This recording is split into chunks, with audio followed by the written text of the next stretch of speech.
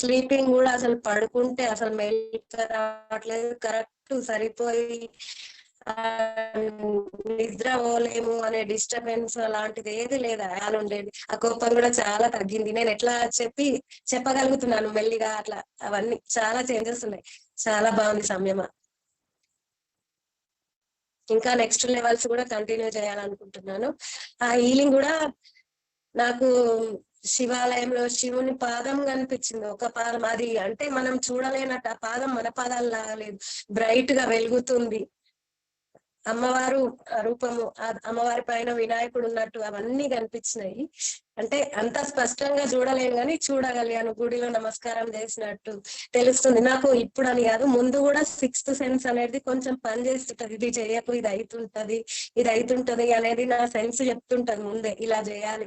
ఇక్కడికి వచ్చినాక ఇంకా క్లియర్ గా చెప్తుంది ఆ సెన్స్ అనేది, ఇట్లా కాదు ఈ ప్రాసెస్ లో చేయాలి. మళ్ళీ నేను హిందూ చైతన్య మా వీడియోస్ విన్నాక మీ video back to roots Secunderabad లో చేసిన వీడియో చూసాను.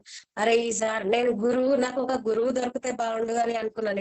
ఇందులో జాయిన్ ఒక గురువు దొరికితే బాగుండి నన్ను మోల్డ్ చేయడానికి, నాకు అన్ని మంచి చేయడానికి అది కూడా కోరుకున్నాను నేను. మళ్ళీ అది విన్న తర్వాత ఆగమాల గురించి, అరే ఈ సార్ దగ్గర ఎంత నాలెడ్జ్ ఉంది, ఎంత గ్రేట్, ఇంత చిన్న వయసులో ఇంత నాలెడ్జ్ ఉంది. ఆ రోజు నేను విని ఇన్స్పిరేషన్ అయ్యాను మీ గురించి. అట్లా కాన్ఫిడెంట్ తోటి జాయిన్ అయ్యాను దీంట్లో.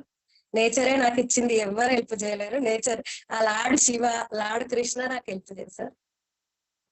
మీరు తర్వాత మీ గ్రూప్ వాళ్ళు అందరు సభ్యులు, థ్యాంక్ యూ సో మచ్. నేను నెక్స్ట్ లెవెల్స్ కూడా కంటిన్యూ చేయాలి ఈ సమాజంలో. అంటే నాకు మార్పులు, నా వంతుగా నేను సమాజానికి ఏదో ఒకటి చేయాలనేది నా గోల్. అది నేను సాధించాలనుకుంటున్నాను.